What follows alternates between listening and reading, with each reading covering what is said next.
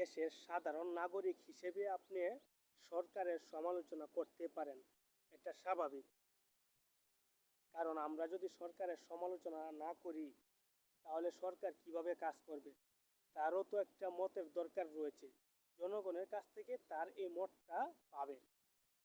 কিন্তু সরকারি দলের যে চামচাগুলা রয়েছে তাদের গায়ে আঘাত লাগে সরকারের সমালোচনা করলে, কিংবা ওই দলগুলা সমালোচনা করলে। রাজনৈতিক কত প্রকার এবং কি কি ওই চামচাগুলো হয়তো বা জানেই না।